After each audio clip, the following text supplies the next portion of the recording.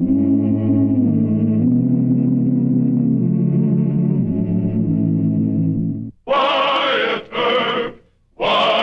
Earp, brave, courageous, and bold.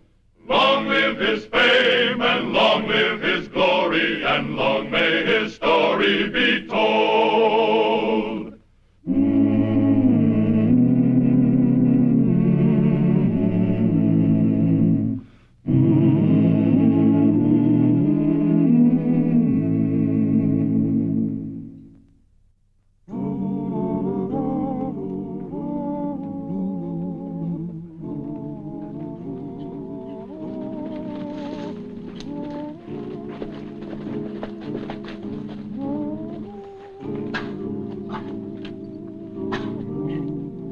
On the western frontier of 1875, a tragic phase of lawlessness was the range war.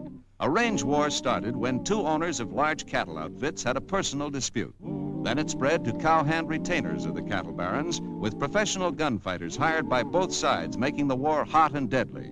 Thus, when the Wades and the Fentresses invaded Wichita, Marshal Earp had no choice. He must break up the fight or the city streets would become their battleground, and every Wichita citizen might suffer the fate of the innocent bystander. Hold it! Break it up! Break it up! What's the matter with you fellas anyway? You know better than that. Get the gun! Come on! Come out of there! Come on! Back up there! Back up! Get up! Come on! Get there! Come on, please. Come here. Can't do that to a Wade man. What's it fight? Stop it! Stop it! It's what you're... You wait a minute! Stop it! Wait a minute! Stop it or I'll get a gun and I'll shoot every one of you! Break it up! Break it up! Break it up! Come on. Stay out of this! I said break it up! Break it up! Shall I take them all to jail? Any of them drunk? Well, they don't seem to be. I want him and him and him arrested.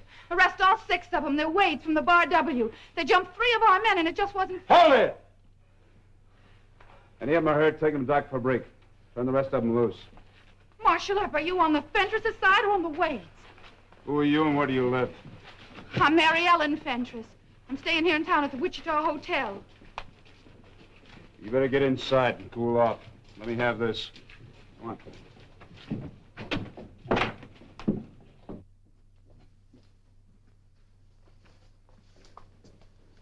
Now, you sit down and cool off. And I suppose you'd like to know what makes me tick. You must be Colonel Fentress's granddaughter. Lazy H outfit, hmm? Yes, I am. And there's going to be one real sure enough fight when my grandfather gets to town. Oh? He's put up with old man Wade for years and years. Haven't you any sense of justice, Mr. Earp? Well, there are always two sides to every argument, Miss Fentress. Those Wades jump our range, they rustle our steers, they bribe the cattle agents so they can load first at the freight pens. Now they bought up all the rooms at the Texas house. Colonel Wade's coming into town, huh? Don't call him a colonel. He was only a brevet colonel and a plum coward. Well, I never argue with ladies. I'm sorry. I hope you'll forgive me for losing my temper. But it was 6 against 3, and well, my blood just about boiled. Yeah, I know. I bet you've lost your temper a few times. A few times, but, you know, that's one of the worst things a peace officer can do. Peace. Can't be any now. The Wades are loading guns. They've come into town for the finish fight. Wyatt, we're going to need some more men. The Wade boys just went into the Texas house and cleaned the gun rack. You see? Where are the Fentress men?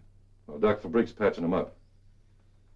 All right, let's go down there. Just the 2 of us, Wyatt? That'll be plenty. We'll go in the back door. I'll go too. No, you stay here and start trying to act like a lady.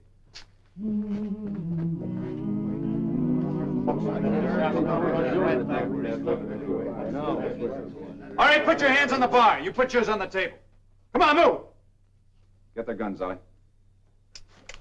I give you men a break on the streets. Now you're going to go to jail. That Fentress girl put you up to this, Earp? Same law goes for the Fentresses. I've had enough trouble from both outfits. Now go on, get moving. Come on, move.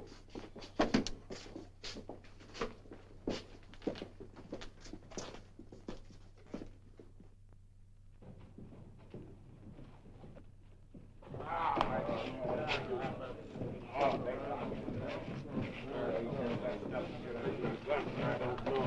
on, move. Hold it. Mary Allen said they beat up on 3 of our boys. Oh, you're Fentress men, huh? Well, climb down, both of you. Oh, sticking up for the Wades. Then climb down.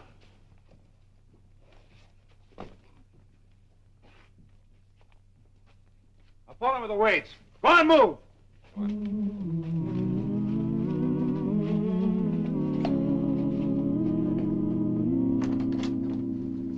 Marshal Earp, are you sure you haven't made some dreadful mistake? Mistake? Well, it was all right to arrest those Wade cowhands, but you arrested 2 of our men, too. Mr. Brodus, he doesn't think it was quite legal. I'm John H. Brodus, attorney at law. Howdy. Miss Fentress, your men were arrested because they were drunk and wearing guns. They also told me that you incited them to get even with the Wades. Why, I never. All I did was tell them how the Wades beat up our boys. Now, all of this is a little irrelevant. Oh, it is, huh? Yes, it is. You know, ever since my arrival in Wichita, I've been quite concerned over your high-handed tactics, Mr. Earp. I've been retained by Miss Fentress here to see that her grandfather's employees are released immediately. You got a writ of habeas corpus? Not necessary, young man. All Miss Fentress need do is to tender bail money. I've got more than $100 right here in this purse. Now, don't bother. I intend to keep those prisoners for 24 hours. The law gives me that authority. Now, look, if the Wade and Fentress people aim to start a private war, they're not going to start it on the streets of Wichita. But you have no proof of And that. I don't waste any time on shysters, so you better get out of here. But you dare call me a shyster and a fool, and I told you to get out. I'm going to see Judge Jewett. Well, you do it. You'll find him right over at the courthouse. You know what's wrong with you? You're a girl. They've never been punched in the nose. Girls seldom are. So a few of them grow up to be spoiled brats. You're insulting. But perhaps you're not gentleman enough to know that. And you haven't got enough brains in your stupid little head to know what you're trying to start. A range war isn't romantic, Miss Fentress. You've seen a lot of men beaten. You want to see them killed, too? Yes, every one of those Wades. Oh. And where will you be? Wringing your hands in the parlor, I suppose. Sniffling about all the Fentress men that are killed. Well, you make me sick. Now, you get out of here, too. My grandfather will shoot you. He's got more brains than to try it. And you tell him for me, if he shows up in this town wearing a gun, he'll wind up in jail. I'll tell that to Wade, too. What did she do to rumple your... Forget it. How many deputies have we got? 7, counting me. All right, send 5 of them over to the Texas house. You tell them to arrest every Wade that shows in town wearing a gun. Yes, sir. I'm going over to the Wichita Hotel. I think Fentress will show up this afternoon. You and Paul join me over there later. Right.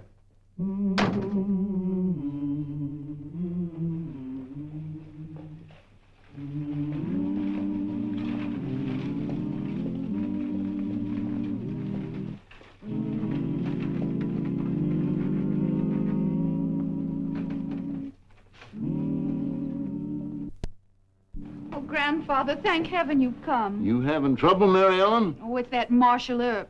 He says we can't fight the Wades. 3 of our men got beat up. Then he arrested 2 more and took them to jail. And when I got a lawyer to try and get him out, why, he said just dreadful, insulting things to me. He did, huh? He treated me like a poor, trashy nobody. Then he took our lawyer and just shoved him out of his office. I reckon we'll drive straight to the calaboose, Curly.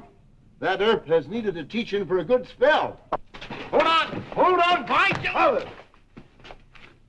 You Colonel Fentress? Oh, I am, sir.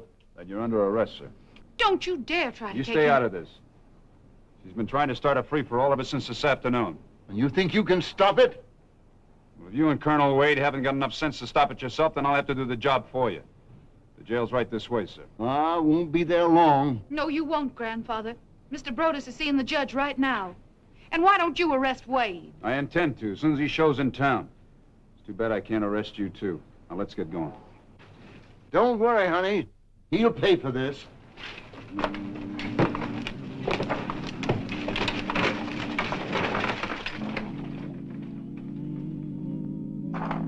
I don't know why you acted with such severity. Colonel Wade and Colonel Fentress may be just blowing off steam. Not this time, Judge. They told their men to fight it out. But you don't know that. Well, Fentress is right in there. Go ask him point blank. Oh, hang it on, Wyatt. A man's intent doesn't constitute a breach of law. Brodus has been after me to release all the prisoners on bail. Well, you wouldn't do that. Why not? A pitched battle on the streets, innocent bystanders being hurt? It's a condition of priori criminis. You're asking me as a judge to assume that Wade and Fentress's men will actually shoot at each other. That's right. Brodus is a shyster, but he knows enough law to realize that you put me in an embarrassing position. Why, old man Wade isn't even in town.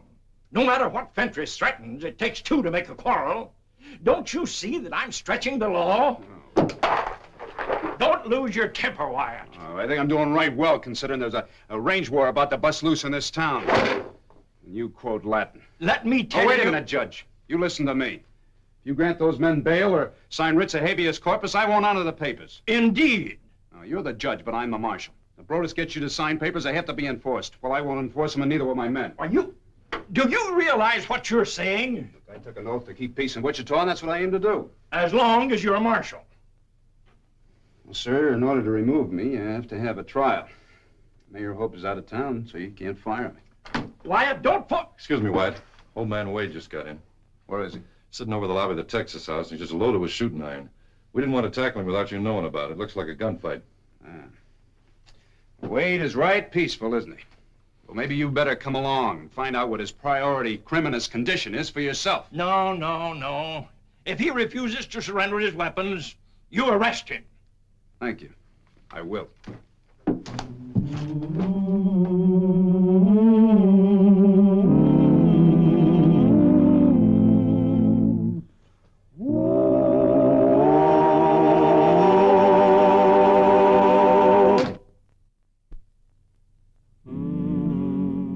And another thing, Earp didn't throw Fentress and his boys in jail to stop a fight. He threw them in the calaboose to protect them from my boys. I hear he's sweet on Mary Ellen Fentress. What kind of a law is that? A short-horned marshal taking sides with Fentress. I ask you, Colonel? now, don't get scared, son. Just keep your hands away from your gun. Marshal Earp says you'll either have to check those weapons or be arrested. Well, so that's what Earp says, eh? Yes, sir. Well, you just tell him to come here and try and arrest me. That's what I'm waiting for. What's the matter? Didn't you hear me? I said tell him. I'm right here, Mr. Wade. Yeah, that's just what you do, Earp. Sneak up behind a man. I didn't want to have to kill you. A typical sneaky Earp trick. Come on, stand up. We'll take a little walk to jail. I'll have a lot of my boys here around sunup. How long do you think I'll stay in jail? Just as long as I want you. Now get your hat. Yeah, I heard about you.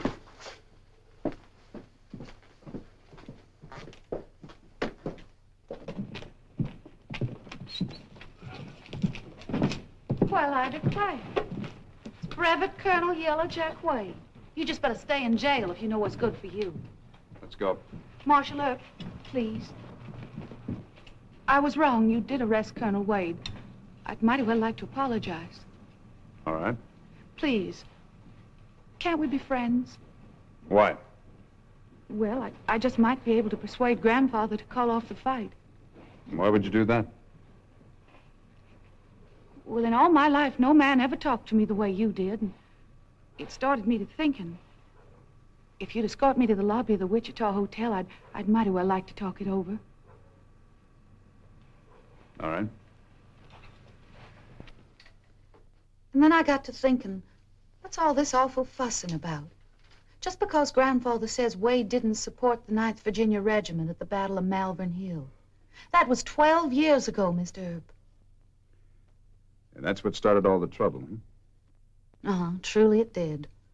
See, Wade was in charge of a Carolina regiment. But he turned yellow and he ordered his wonderful men to turn back, exposing Grandfather's position. I know it was a terrible thing for Wade to do, but all the same, it just doesn't seem right that Grandfather should nurse revenge all these years, now does it? No. But what you said about me, that I'd weep crocodile tears in the parlor while our men and theirs were getting shot, what made me see myself as a mean, cruel person. Am I really that wicked, Mr. Earp? Well, I don't know any saints in Wichita, Miss Fentress. But you'd like me to prove I've changed by getting them to call off the fight. Your character's none of my business, but Well, you might win a big star for your halo if you could put an end to this row. But I'll need your help. How? Well, just getting Grandfather to call off the war wouldn't settle it. You'd have to agree to let him and his men out of jail. And hold the Wades, Uh-huh. That'd give us time to get out of town. Everybody'd have a chance to cool off. All right. You and I'll have a little talk with Colonel Fentress. And if things work out peaceable, we'll be friends? Oh, that's right, fine of you, Mr. Earp. You know, you're the first man that ever told me the truth about myself. Yeah, well, let's go find out what your grandfather has to say.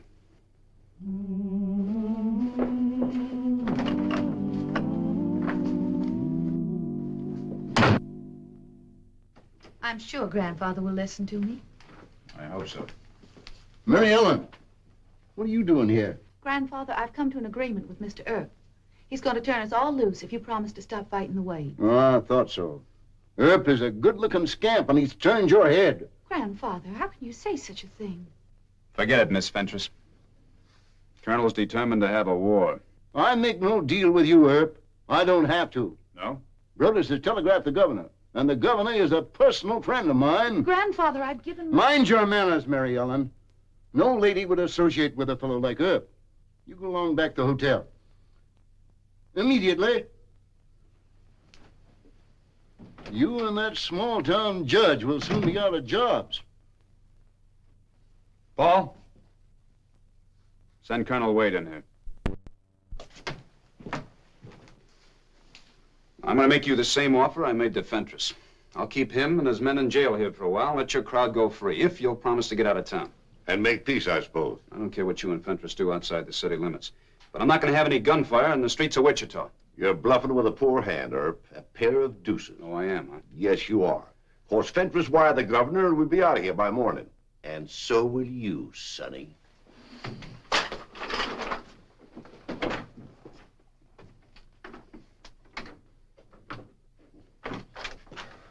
Wyatt, a Fentress cowhand and a Wade gunslinger are making showdown talk in Douglas Avenue. They've hid their guns, so we just can't arrest them. Let's go down and get it.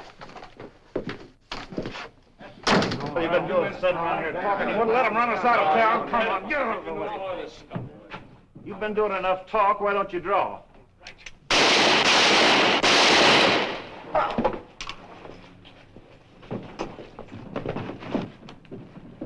This one's dead. This one's still breathing.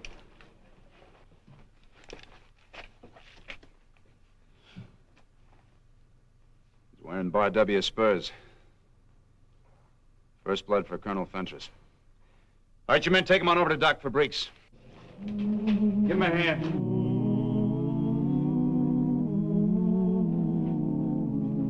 Lift him careful.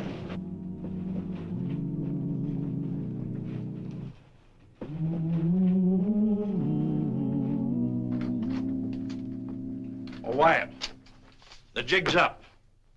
A writ of mandamus from the court in Topeka. We've got to release both Wade and Fentress outfits. According to what the court says. Now, Well, Wyatt, they said it, let them enforce it. I'll be impeached, and you'll be fired. Look, there's one man dead and another man so badly wounded he'll be crippled for life. And do you know why? Because 12 years ago, Fentress accused Wade of being cowardly at the Battle of Melvern Hill. Ollie, bring Fentress and Wade in here. Judge, I'm going to say something to them that you won't want to hear. Will you leave us alone? But you don't understand. A writ of mandamus... Judge, please. Good night, Wyatt. Good night, sir.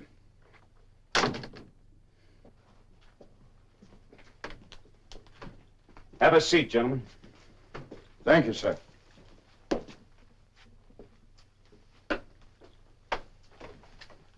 Colonel Wade, one of your men was just killed in a gunfight down at the Texas house.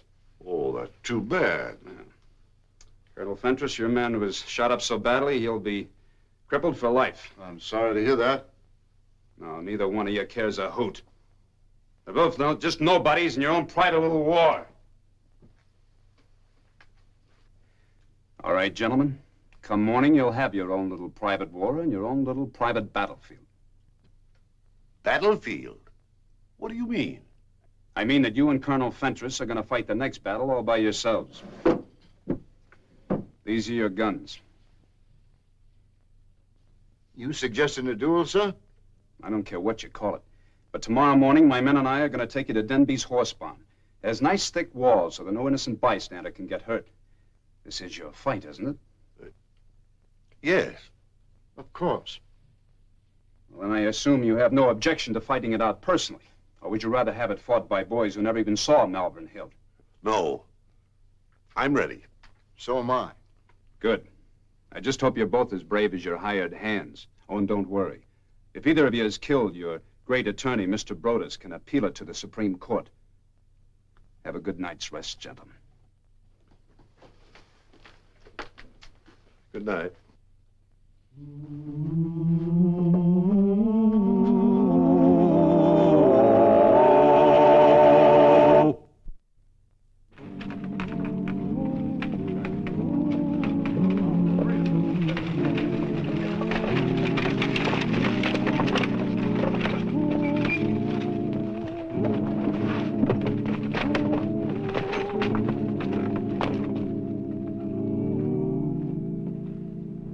All right, gentlemen.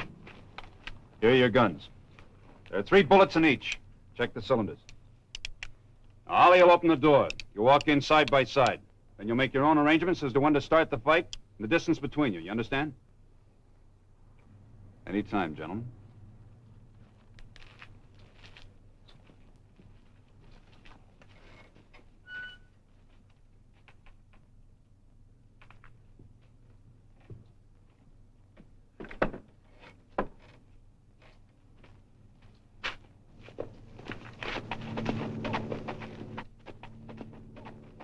Grandfather! Where's my grandfather? Take it easy. Your grandfather and Colonel Wade went inside the barn to shoot it out. Are you mad? He's an old man. He doesn't see very well. He's no older than Wade. But he'll be killed.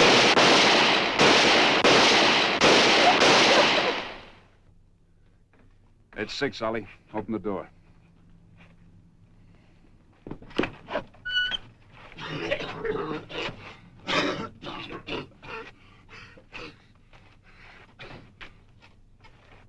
My grandfather, you killed him. He's dead, you murderer.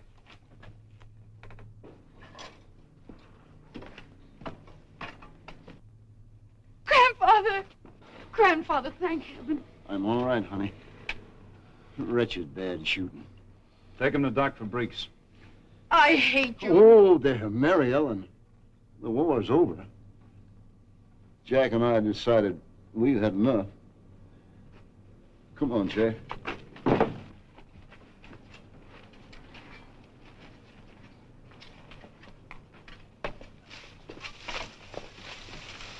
Go ahead, Colonel. Thank you, Colonel.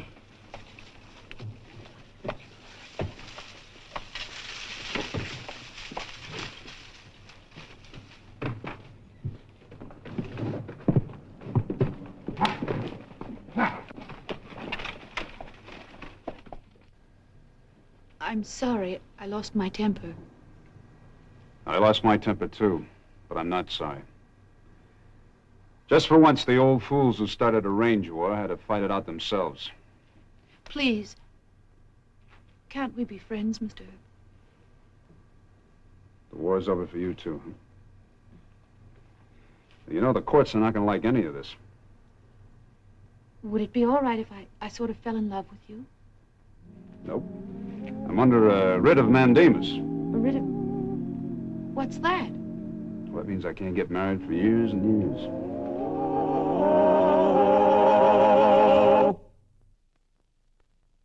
Well, he cleaned up the country, the old Wild West country. He made law and order prevail.